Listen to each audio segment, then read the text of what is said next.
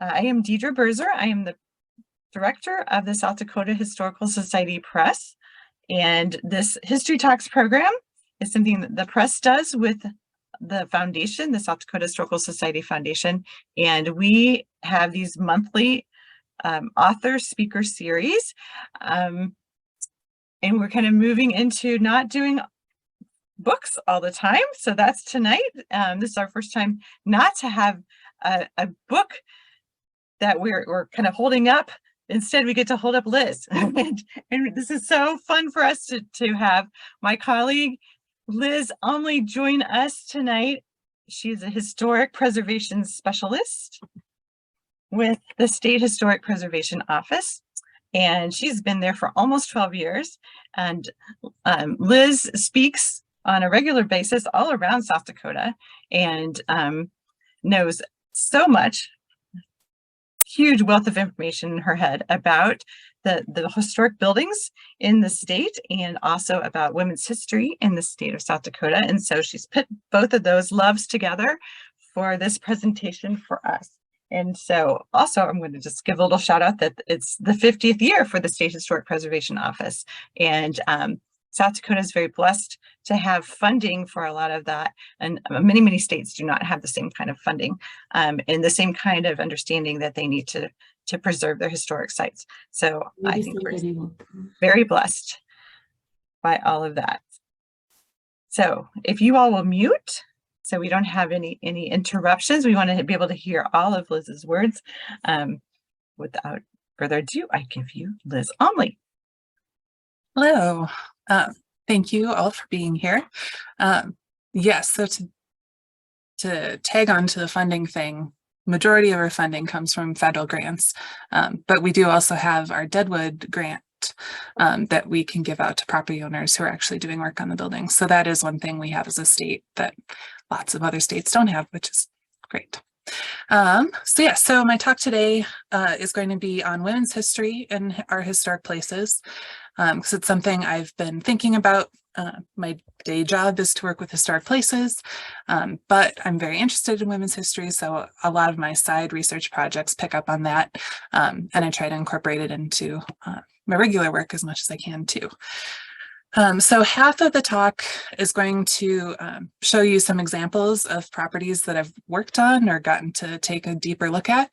And then about half is going to be research tips. So hopefully everyone listening is interested in history, and that's why you're here. And I suspect many of you are probably working on community history projects or looking at your community's history. So hopefully these research tips are helpful. I'm also going to include mistakes I've made because as historians, we continue to learn, and learning how to do better is one of the things we keep learning.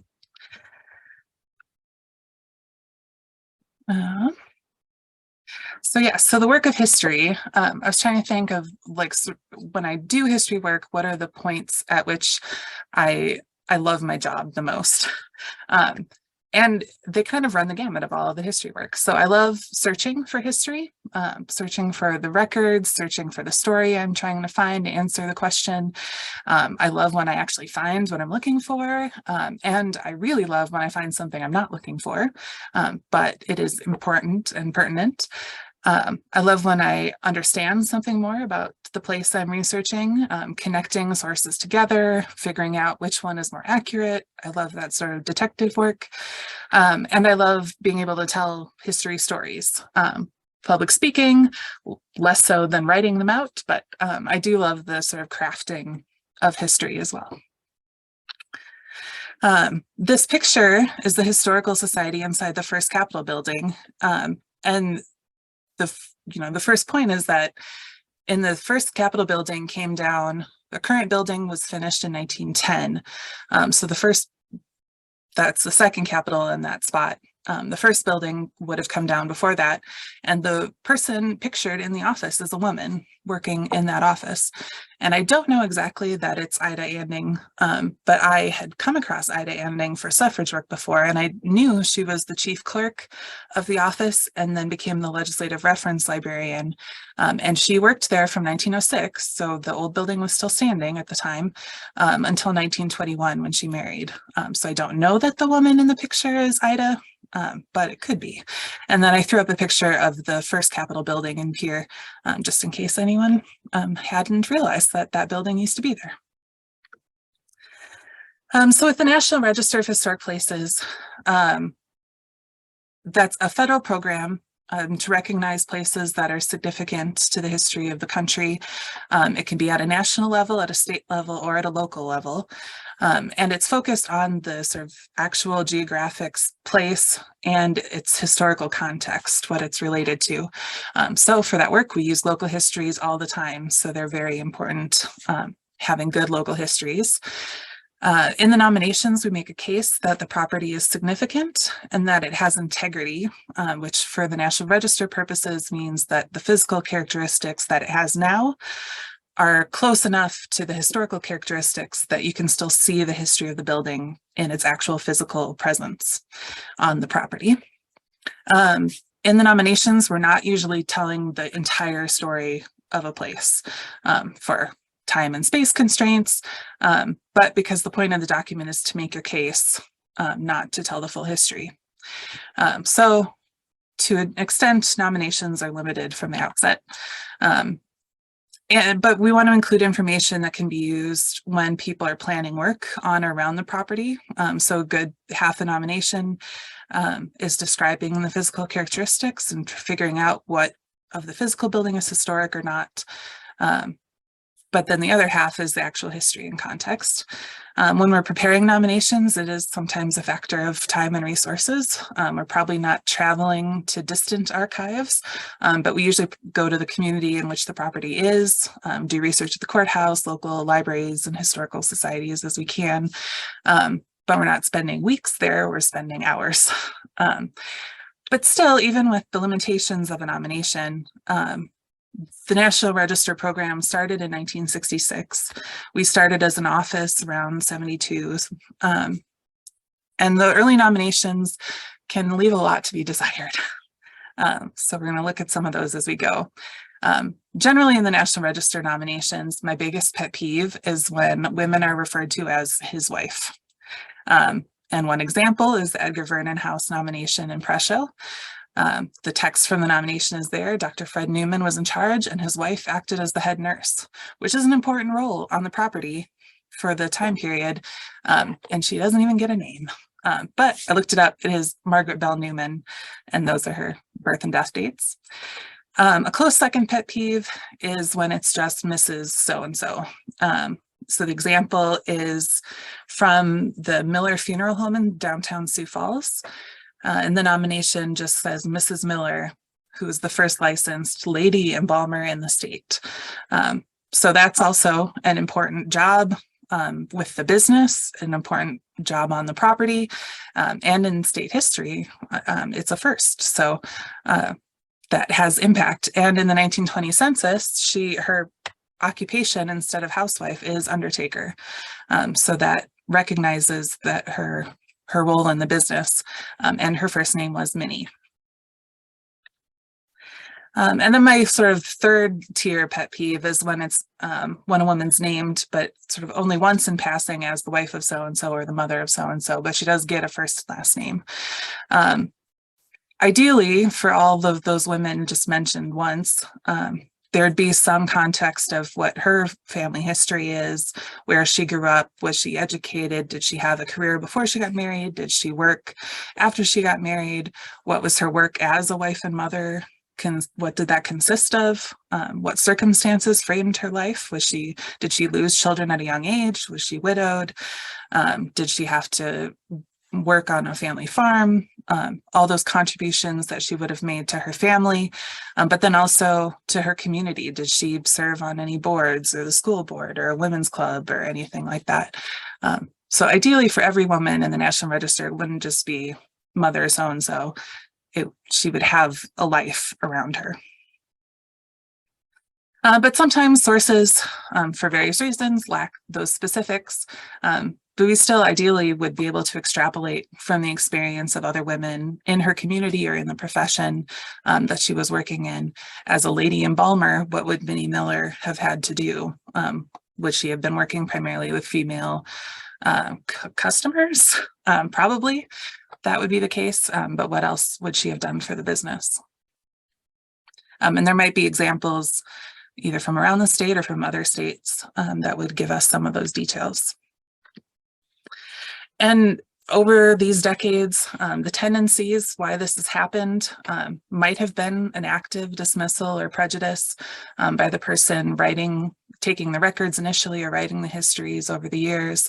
It might have been down to historical dismissals, what was left out of records in the past, but it might just be also the limits of human memory and experience. So, and there are cases, I worked here for several years before I realized there was a very prominent county history that I had used in the past that I forgot about completely.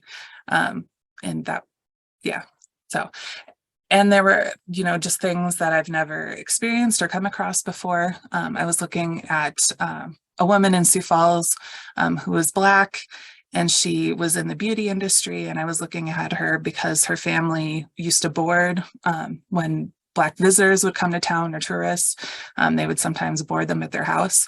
But when I was looking at her history, she was active in 1948 in the Colored Women's Federated Club in Sioux Falls, and that would be something I had not heard of before.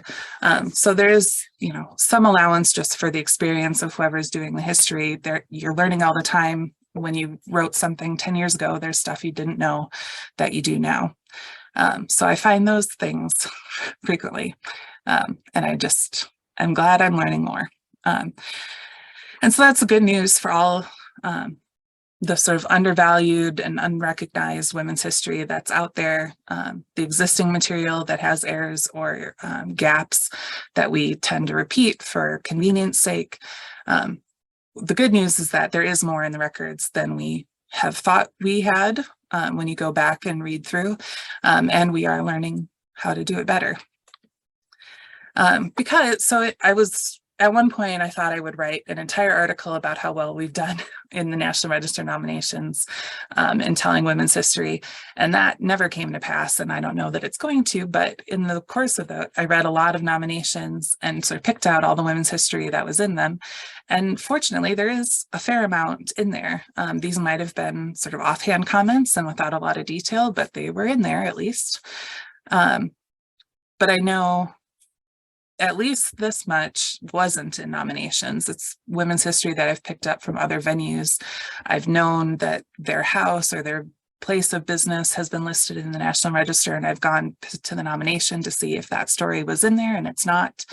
And some of them are really sort of important things that got omitted or left out for whatever reason. So my personal goal is to write better history. When you're looking at a place, you have a boundary, who went there, what was their experience there, what impact did they have on the place. And I want to, every nomination I write, I'm hoping to do that better for the women who were on that property. So what we can do with the research is to revisit old standbys with new eyes. Sometimes there are things that got recorded earlier that we've forgotten about or we skipped over in past histories.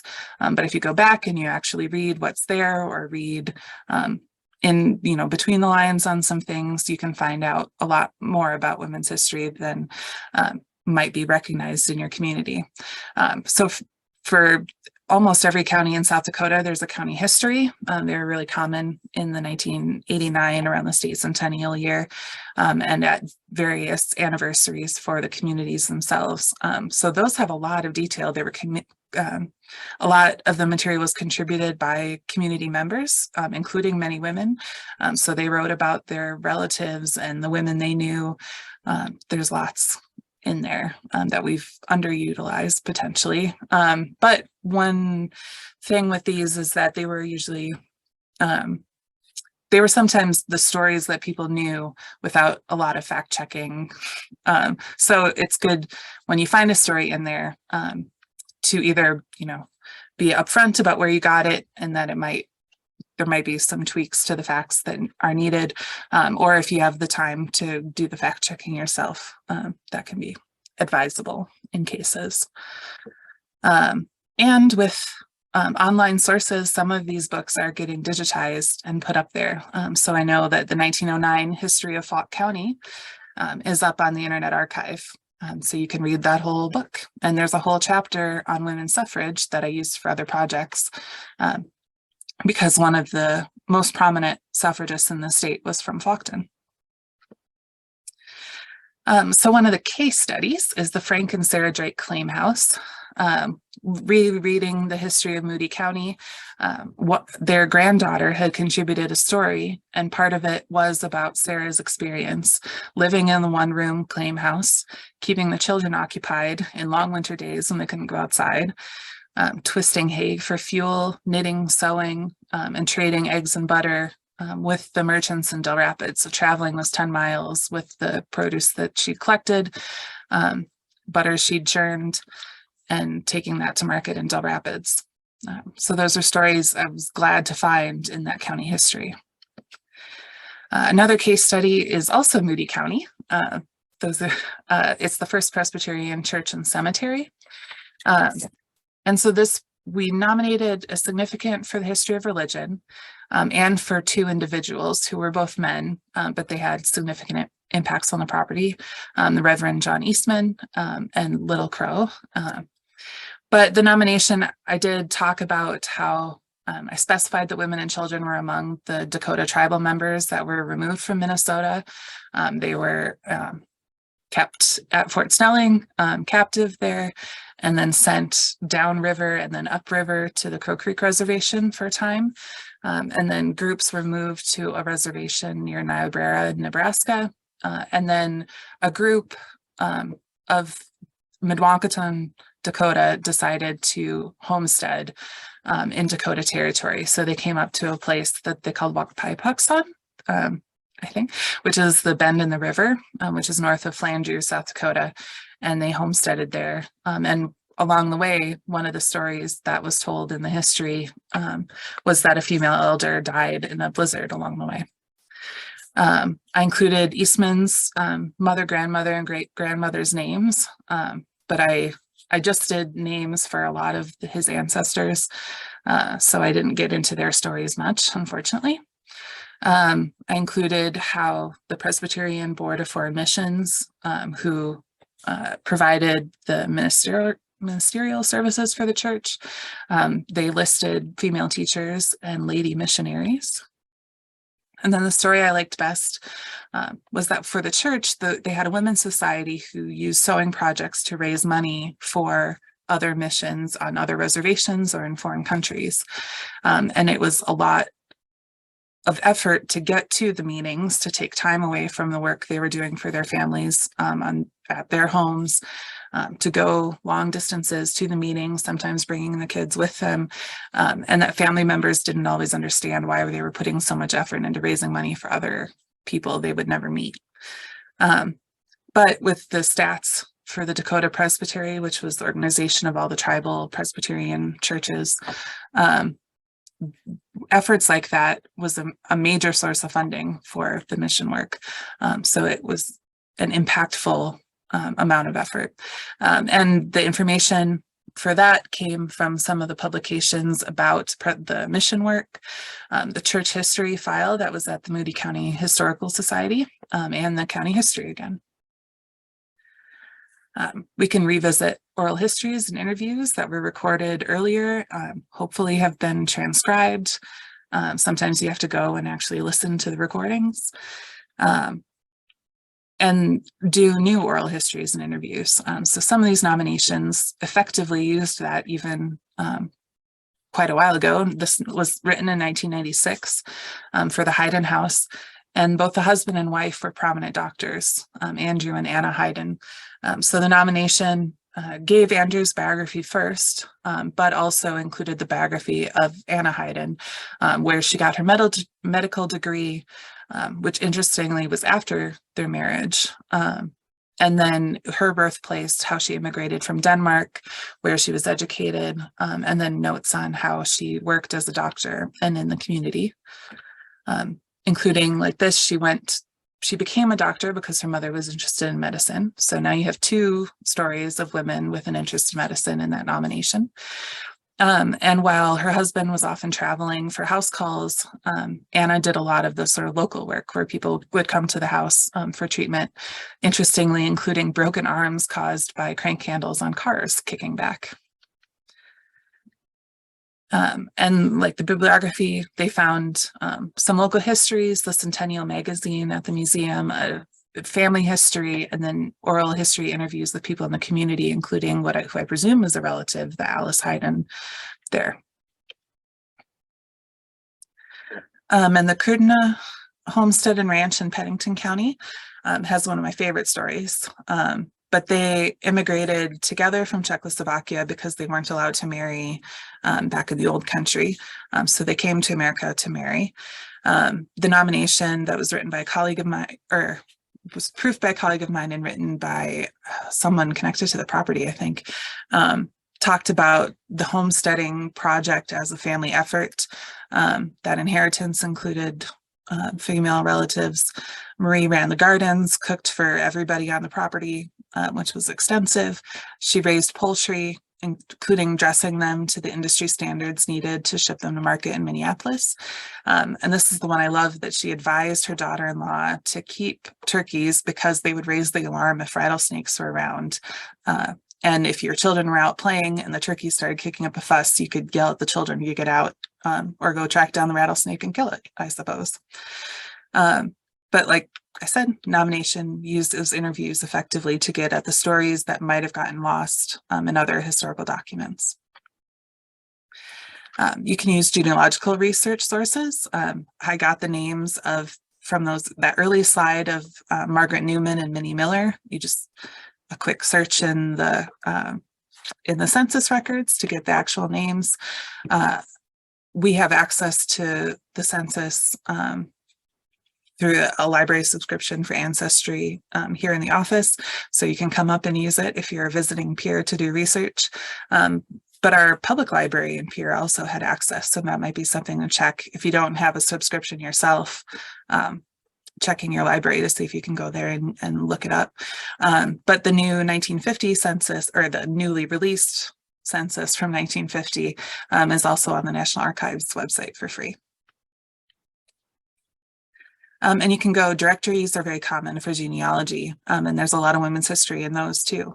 So if you're looking at city directories, if women had a profession, they often would be listed separately. And then there are lists like this for the Women's Relief Corps in Sully County, in Oneida, with all the women involved in the leadership of that organization, which was the auxiliary to the Civil War veterans organization, the Grand Army of the Republic. So the Gurney Seed Company was one of the first nominations that I got to start from scratch. And we nominated it for commercial history and I don't think architecture for this one, but for association with three men of the family, because they had the most impact on the business, and that's what we were focused on. But the nomination included the wives and mothers. I wish I had done more substance to that. One daughter I noted worked as a bookkeeper for the business, and then Henrietta Gurney, the wife of DB and the mother of Chan, helped manage the radio station when her son was running it out of their home. The company itself, I included one of the sources talked about the teenage women who worked for Gurney's, known as Gurney's Little Seedsters. So I included that bit. And when the WNEX station moved into these buildings, to the third floor of the far left building, they often aired women as home economics experts who did radio shows. And there was a radio poet named Josephine Archer. One of the things that I really facepalmed that I should have had sort of locally famous was Wynn Speece, who's the neighbor lady and had a recurring program on the radio for many years. But I only included her as an author in the footnotes of a source I had looked at. And I really probably should have had a whole paragraph on her, honestly. So that's one mistake on this nomination. And another one, earlier this year, I was looking for more content about workers on some of the sites. And I looked at gurneys and remembered the Seedsters thing. And I thought maybe in the census, it would tell me who these women were. And indeed, there were lots of women who appeared to have worked for gurneys. They were the biggest seed company nursery in town. So we don't have the company listed in the census, but we have their occupation, and usually with seed company or nursery or something. And it turns out most of them weren't teenagers. Their range in years from 15 to 41. So that's at least something I could have corrected if I had gone the step to look in the census, which I definitely had access to at the time. It didn't occur to me, and it should have. For the digital resources, there's lots coming online that are useful for research. Our state archives has a women's history page, and there has been an article written about what the state archives has that was published in our press's journal in 1998. So that's online that you can find. And state archives more recently, they have digitized their Pioneer Daughters collection, which was a huge effort by their staff and all the fundraisers to do that. So it was something the General Federation of Women's Clubs across the state in the mid-20th century. I don't know exactly when this effort was made, but they went throughout their communities and they recorded stories from women who had come as, quote, pioneers, some memoirs, clippings, photos, all that. So there's a digital collection online of all those, which is great. So this is one instance of what could be possible with digital research. The Austin Whitmore House in Vermilion was listed in 1972. So pretty early in the it was I think the first individual house that was listed in the National Register by my office back in the day. The entire history of the property and the context is those two paragraphs on the right, and in the center, you can see that Rachel Austin isn't mentioned anywhere, just her husband, Horace. He died in 1891. The house was built in 1884.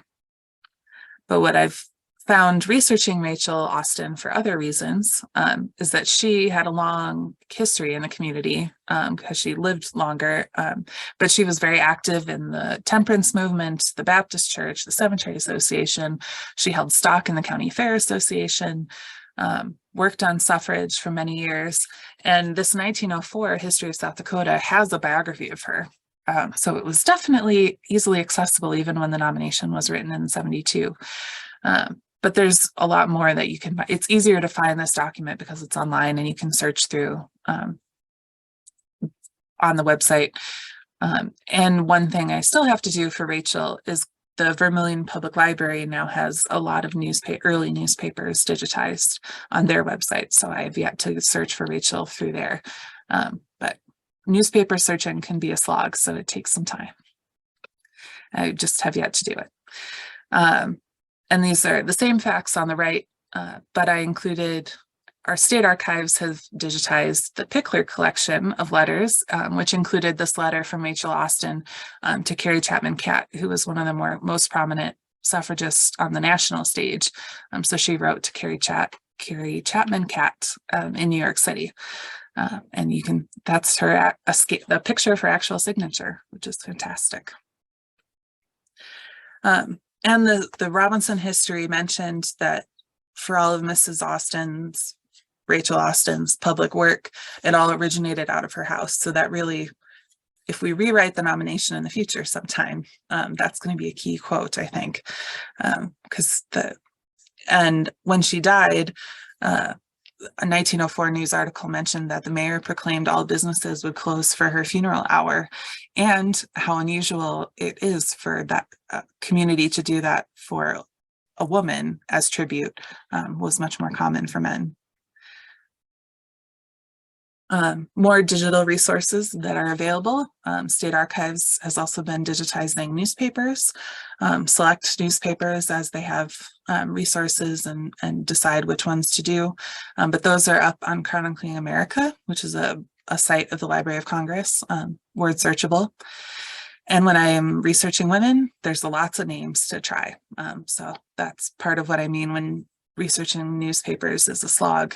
Is for women, you have to do lots of combinations of search terms because they weren't referred to consistently throughout.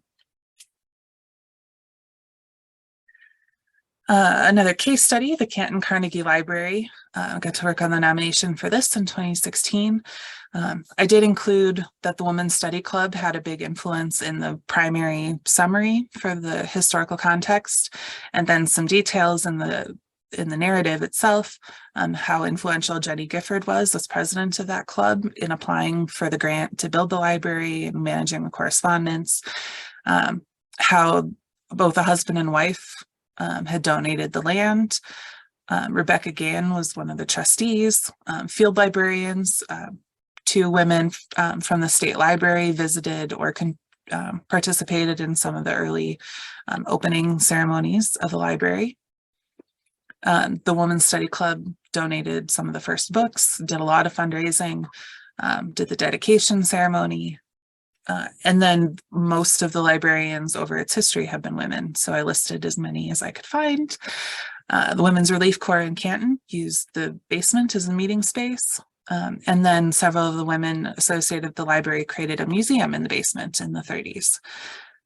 So this one, I've yet to find any additional information that I missed about women connected to the library. But so I was pretty glad with how many women I was able to get into this nomination that really had an impact on the history of the library. More digital resources. The press has a quarterly journal that comes out, and after 10 years, all the articles older than 10 years are available online. And then if you want articles newer than 10 years, you can buy single issues on there. And then if you become a member of the State Historical Society, this is one of my commercial advertisements. But if you become a member, it will be sent to your house every time it comes out.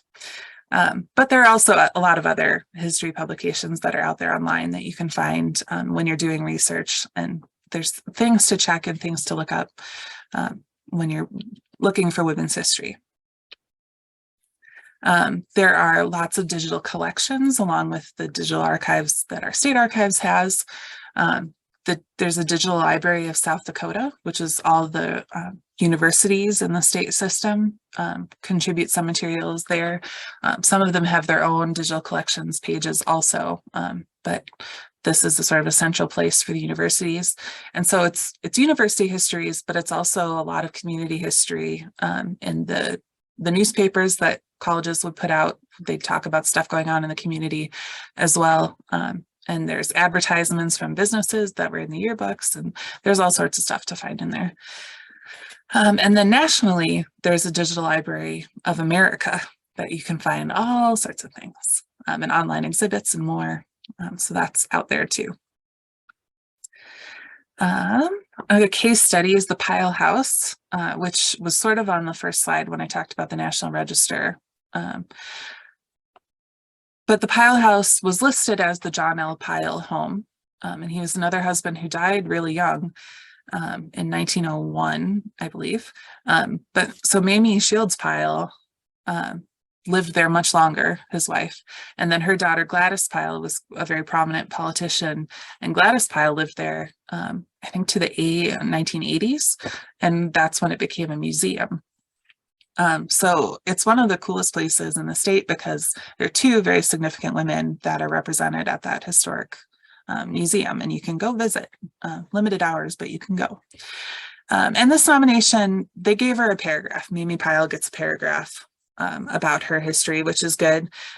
They got one fact wrong, and they say that she was instrumental in getting South Dakota's 1920 state suffrage law passed, which isn't correct. Our state law passed in 1918, and then 1920 is when we ratified the 19th Amendment, and she was instrumental in both, but it's just a little bit of a merge of facts there. So it passed in 1918. She was president starting in 1910. Through the state law passing, the ratification, and then she became president of the League of Women Voters until 1926. So she had a very long history as the state leader of that movement. And she also served in 1920 as presidential elector. So she went to the National Republican Convention and voted for president. And her papers are at the University of South Dakota. So you can find that. At the time the nomination was written, I don't know if the pile papers were yet at the university or accessible, but a student at USD had written in 1958 a history of the suffrage movement. So that was out there. It was published by the university. And then later it got republished in 1976. So that there's 2 editions circulating out there. And she was a big deal. When state suffrage passed, the field organizer who had come from the national organization said that South Dakota will perhaps never realize how much she owes to Mamie Pyle, president of the Universal League Franchise League, who gave herself absolutely to the winning of political freedom for South Dakota's women. And Pyle was nationally recognized, got recopied in the Forest City Press here in South Dakota, but she went to the Chicago Convention at which the National League of Women Voters was created. And then I threw up, there's a photo of her in the Carrie Chapman Cat collection that's at Bryn Mawr University on their digital collection. So there's one of the benefits of digital collections is that you can find stuff from all across the country. The Marty Mission School is another case right here. So I got into the nomination that there were Catholic sisters who started one of the first missions to the Yankton reservation, the Yankton. There were sisters who came to the mission as teachers. The Catholic missionaries formed women's societies for tribal members to learn about Catholicism, but then also to meet and have time together, which was important in reservation conditions that could be restrictive, and provided space for women to meet and socialize.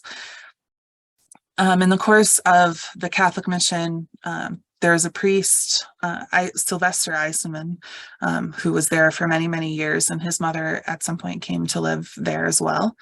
It was supported by Mother Kathleen Drexel out of Philadelphia, who was a major benefactor of Catholic missions all across the country. Yankton women, Native women locally made star quilts that the priest and others could bring to Catholic events back east in New York and Chicago and auction off or raffle off to raise funds. And then the nomination stories from the students that contributed to the research for the nomination, the alumni talked about how male and female students had different work schedules, chore schedules, some subjects the same, but some split. And they had some pretty choice memories of school dances and trying to get away with stuff that the nuns weren't going to put up with. And then with the mission, also one of the influential individuals in the area was Mary White Tallow, who was an elder. She made quilts for fundraising. She taught dances at the school. And then what I missed in the nomination was that she had donated for the church bell, and her name is cast on the bell of the church at the mission. And so that's a photo of her there from Marquette University, their collections. The mission also had a full-time nurse, Mary Borden, who worked in the community. Alumni remembered that one of the sisters taught the youngest grades of girls circus skills, which I never I should have asked what those were, but I assume things like gymnastics and juggling, I don't know. But they would practice in a rec room that the girls had in the basement of the classroom building that we nominated, and then they would perform periodically in the gymnasium, which was the other building that we nominated at the time. And then at the mission also in 1935, there was a special order, the Oblate Sisters of the Blessed Sacrament. It was founded by 7 students who were Native women, young women, who wanted a religious order of their own, where later members speculated that it was formed initially because it was hard for these Native young women to find a place in the traditional religious orders. But that formed at Marty Mission in 1935. And that's the other picture, is some of those founding members. And I love it because they're smiling in the wind on the steps of the school. I'll get I often bring up these 2 museums as places to go to see a historic site with women's history front and center. Pile House Museum that I mentioned earlier. And then the Picklers I mentioned in passing. The archives has their collection, and Alice Pickler is the one that was so prominent from Faulkton. But you can go to her house also and see remnants. There's the 2 flags there from the temperance parades and from suffrage parades. The suffrage one is handmade, which is curious. I wish I knew more of the story of that object, but I don't. And then it has a new historical marker that got put up last year about Pickler. That's part of a national suffrage trail. And the photo of the interior room is the room where Susan B. Anthony stayed when she came in 1890 to campaign for a suffrage movement in South Dakota. And the museum staff had all the Pickler papers there, and when they were looking through before donating to the state archives, there were letters by Anthony that talked about what that room looked like and the type of wallpaper and everything. So that's an important room as you go through the tour. And there's opportunities to build up the research. We have a lot in the materials that we haven't looked at as closely as we need to, but we can also help build up new archival collections, museum collections, oral histories, and support both, financially or with lobbying if at some point it comes to that. But what the State Archives and the State Historical Society and the press and everybody are doing. And the foundation on their website has a whole list of special projects, many of which are archival collections connected to women. I pulled up the Alpha Mortensen project page with the photographs, and they're apparently all glass plate photographs that Mortensen took.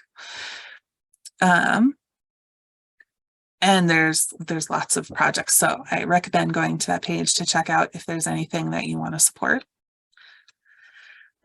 We have opportunities for women's history, more or less related to historic sites, but the Historical Society Press did a series for the suffrage anniversaries.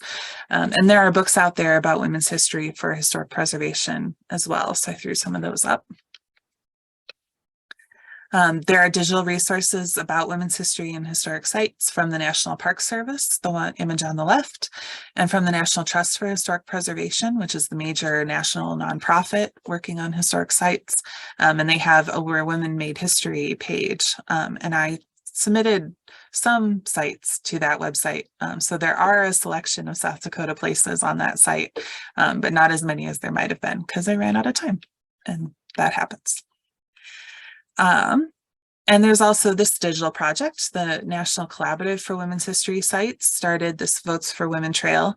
And they have a digital map online that I've been contributing to as I have time, but there's more to do. I still want to add more sites to the digital map. And then they were able to coordinate with the Pomeroy Foundation in New York to fund a bunch of historical markers across the country.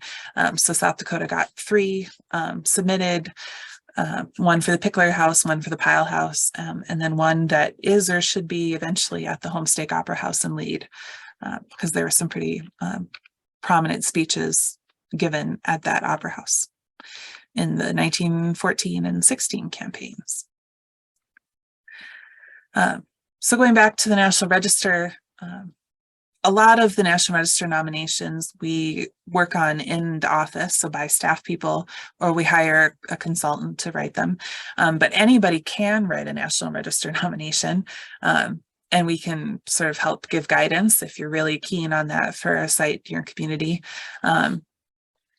But it can also facilitate nominations if there's just really good local history out there. So if you work with the Historical Society in your community, or if you're an author and writing about history, blogging about history, anything, having good local history is always a foundation for nomination. So anything that builds up that body of work is of use. Donating to archives, museums, etc., and writing your own histories of your community. With the National Register program, we sometimes will do surveys of historic properties in a given area. So there are 11 communities in the state with active historic preservation boards or commissions, and they might be able to apply for grants to do surveys on particular themes or particular neighborhoods. So that's something potentially to look into if you're in a community that has that. There's preliminary assessment forms, and that's what anybody can submit to us. It's a short 4-page form that you can send to us about properties to see if they might be eligible for nomination to the National Register, if they meet those criteria for significance and integrity. And we have the preliminary forms on our website, or we can send them out by mail or email. There's some fill in the blanks about the actual property and the physical characteristics, and then some open-ended space to write about the history that you know so far. And then we prepare the actual full nominations with the full description of the property, the full history, the photographs, the maps, sketch plans, the floor plan, and everything. So we do that for the National Register of Historic Places, and then South Dakota does have a state register that's sort of a catchment of things that are important to us as a state for state history, but might not quite meet some of the criteria for National Register nominations. So typically, if property is eligible for the National Register, we want to go that route, but there is a state register as well. And sometimes we prepare multiple property submissions. So that's a document that gives an overall history, historic context on a theme or for a particular area or for a particular time period, because the context and what would make a property eligible under that context, but it doesn't actually nominate any property specifically. So the last one, say we got approved by the National Park Service, was for the body of work by an architect in Sioux Falls and all of his buildings in Sioux Falls, the history of the architect, the history of his work, what type of work he did. And then now when owners have properties designed by that architect that come to us, we can use that research context as a way to evaluate the properties. So someday, we don't have any yet, but someday we might have some specifically on women's history for certain time periods or certain areas, or different themes like suffrage or temperance or something. So that's maybe someday. But those are all National Register aspects of historic sites in women's history. And ultimately, the relevance for women's history, when you have a historic place, you need to be able to access the story. You need to connect to the story, and that's where telling all the stories of the place is really important. More people can connect to the place if there are more stories. If all the stories are being told, there's more ways for people to connect to it. And they might learn from that story and take it into their life, be inspired by it, be warned by it if it's not a good story, that kind of thing. They also might care more about the place because of that connection. They might share the story, tell people, and then they might actively engage in that place's future. So particularly if you're stewarding a property where you need the community to be supportive in visiting museums or fundraising for the site, all that advocating in city council meetings, who knows, to get to that engagement level, people have to know the story and care about it. So that telling more stories is important for that connection piece. Because then we get things like this, and all these cases of people being engaged. There were volunteers at the Mead building in Yankton when I got to visit one time for an open house when they were still working on the initial rehabilitation for the museum. And there were volunteers all over talking about the future of the building and what they wanted to see happen, and being there to they were selling roof nails as souvenirs from when they replaced the roof. So there was somebody volunteering, spending their time to sell those nails. The Clay County Historic Preservation Commission, their members, this is a photo of them leading a walking tour in a historic neighborhood, trying to generate interest in those community stories, engagement with by property owners with preserving their homes. And the photo on the top right is all of the commission members who came to Pier. We have a meeting usually every other year to get them all together to talk about what's going on in the state. And so that's them all looking happy to be there, hopefully, at the Vrendrye Monument in Fort Pierre. And the Vrendrye Monument, for those who don't know, is where French explorers put a plate in the 1740s that was found by some local students in 1911, I believe. And that plate is at the museum here if you come visit sometime. But you can also go to the monument and see this place. And it's just a really great view of the Missouri River, where those explorers, the Vrendrye brothers, had come through, where Lewis and Clark came through, everything. It's a great spot, overlook spot. And then this last engagement anecdote is from the National Trust. And sometimes when there are big vacant buildings, they went through a trend where people would heart bomb the vacant historic places that they cared about, and share the message of, tell the story of why to care about these places. So that was sort of a press grabbing trend that went through a few years back. But you only get people doing that if they care about the history of their community. And that is what I have to share on women's history and historic places, and some of the things I've been thinking about, and how we can do lots of community history and tell lots of stories of women in your communities.